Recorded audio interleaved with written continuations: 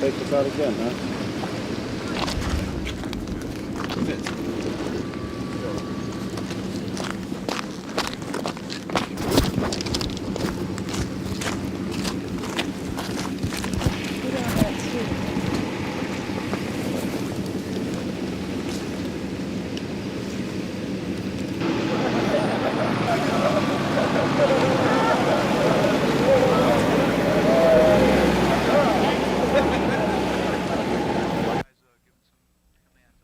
Parade.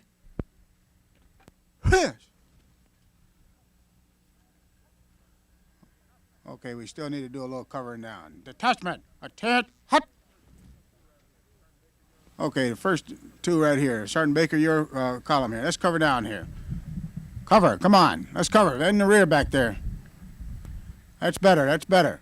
They've gone down left after they went down underneath the trench, so we're probably looking at 10 minutes. Okay, another 10.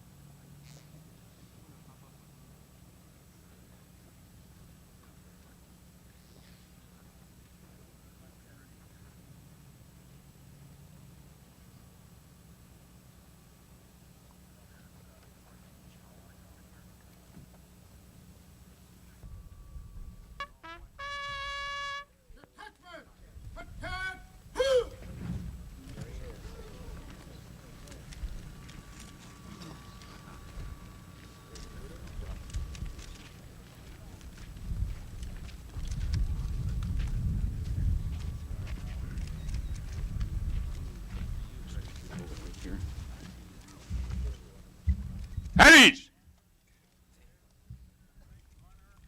It is a distinct honor and pleasure for me to welcome the President of the United States to the 2nd Infantry Division, the most forward deployed and combat-ready division in the United States Army.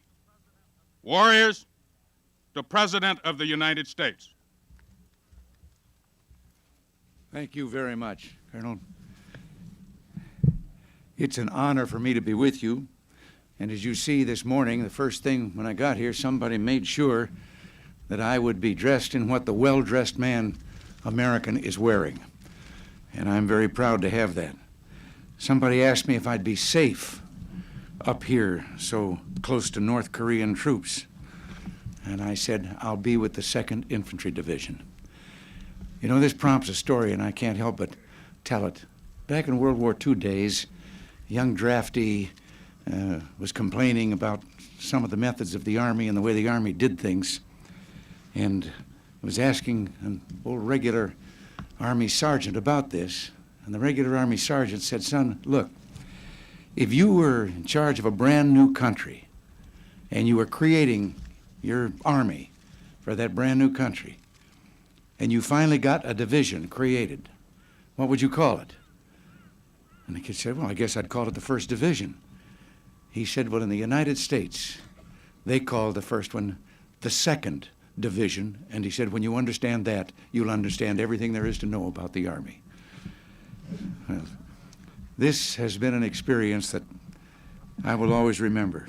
There's no better proof of the relationship between strength and freedom than right here on the DMZ in Korea. You are in the front lines of freedom, and I want each of you to know that I bring you warm greetings from your family and your friends back in the States. And I bring something else too, the gratitude of 230 million Americans who told me to tell you, we love you, 2nd Infantry Division. You stand between the free world and the armed forces of a system that is hostile to everything we believe in as Americans. The communist system to the north is based on hatred and oppression. It brutally attacks every form of human liberty and declares those who worship God to be enemies of the people. Its attack against the leaders of the South Korean government in Rangoon made clear what kind of enemy you face across the DMZ. In so many ways, the Korean Peninsula is symbolic of the larger world. In the South, energy and creativity abound. The positive mood of the people, their enthusiasm and work are propelling this part of Korea into the 21st century and a new era of opportunity and prosperity. To the north, the communist regime's heavy hand stagnates the economy, suppresses the spirit of the people.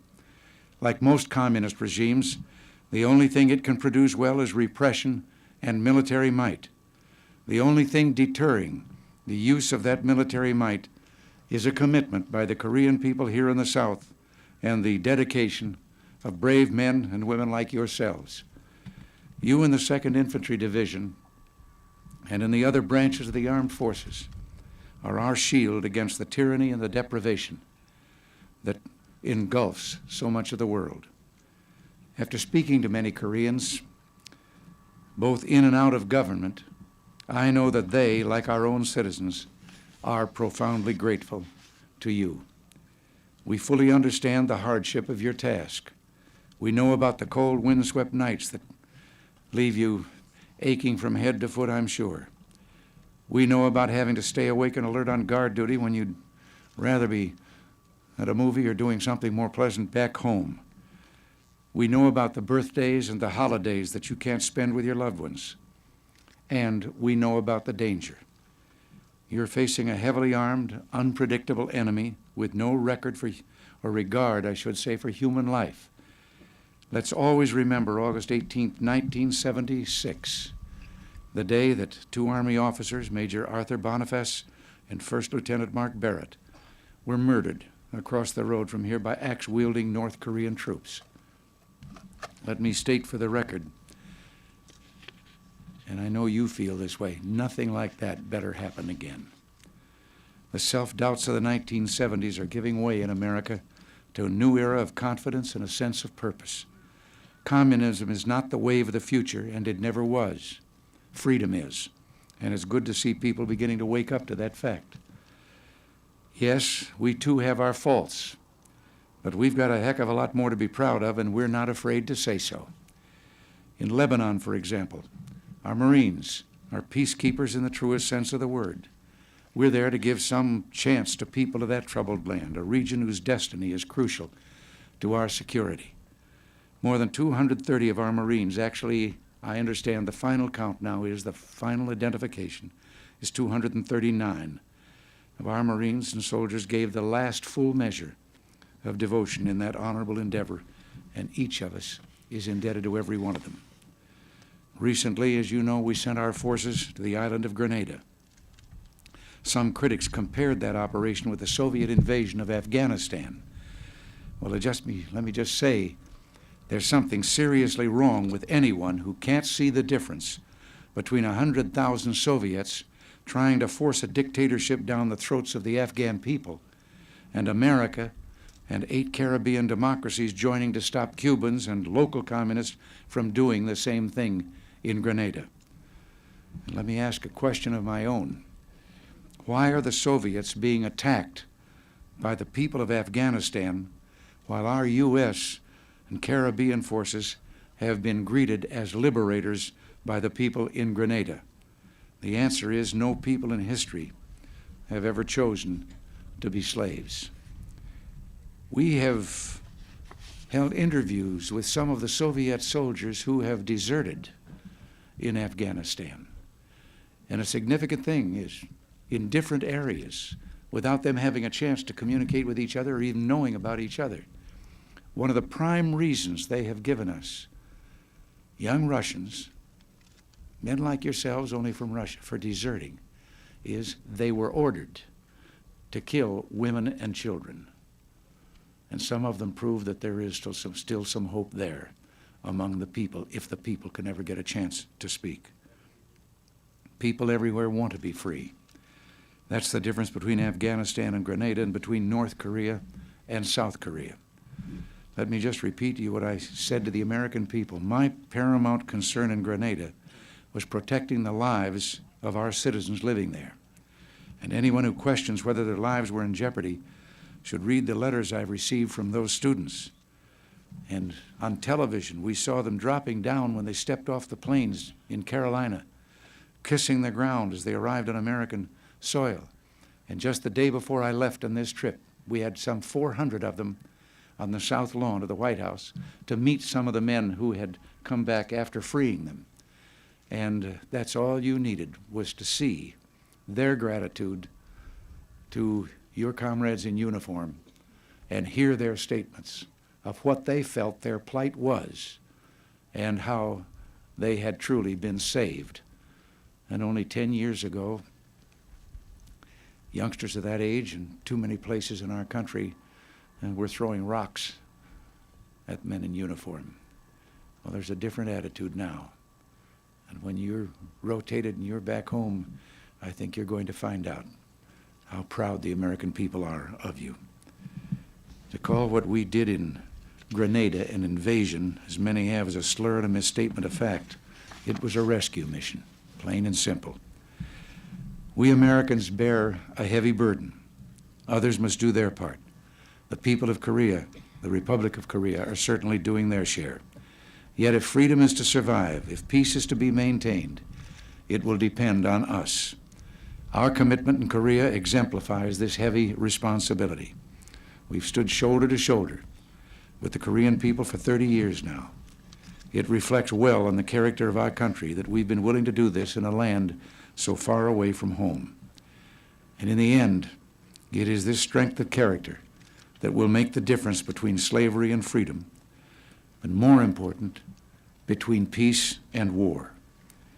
33 years ago, Americans gallantly fought and died on the gullies in the hills of the Korean Peninsula here. One of them was Master Sergeant Stanley Adams, and another was Captain Lewis Millett. They both led bayonet charges against vastly superior forces. Another hero was Master Sergeant Ernest Kuma, who exposed himself to enemy fire by manning his machine gun from the back of his tank, and in so doing saved his comrades from an onslaught that could have devastated their ranks. A fourth was Lieutenant Colonel John Page, one of the heroes of the Chosin Reservoir, whose ingenuity and bravery saved so many. And all of these were Congressional Medal of Honor recipients. Yet we know that all who fought here were heroes and deserve our respect. They did their duty, and by doing so they protected not only Korea, but a whole generation of Americans. By the way, one of the children of a Medal of Honor recipient I just mentioned, Captain Lewis Millett, sent me a telegram a few days ago in support of the Grenada rescue mission. Well, today you carry on an honorable tradition of those who went before you, and I know that you're keeping faith with them and with their families and friends. Americans are now standing tall and firm. No terrorist should question our resolve, and no tyrant should doubt our courage. Your division motto is, fit to fight, second to none. Well, you've lived up to that motto, and we're proud of you for it. And with your courage and dedication as an example, we're going to make as certain as we can that the United States remains second to none. I have never been as proud as I am right now, and from what I've seen here. And I know that in spite of what I said about our people back home, I'm not sure that very many of them realize that you aren't just sitting here doing some kind of garrison duty. And I'm going to do everything I can to make sure that the folks back home know what you really are doing. So, soldiers of the 2nd Infantry Division, God bless you and God bless America. Thank you. Thank you, Mr. President. Warriors, ditch, hunt!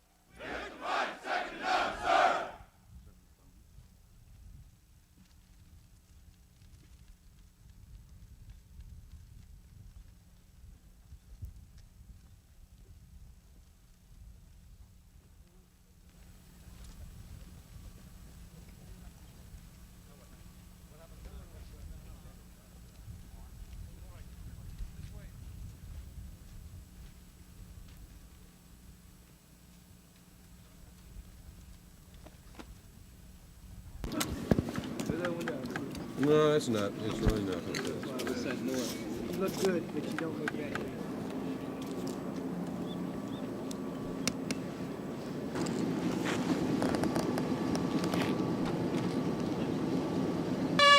Company! Attach! Hard! Present! Halt!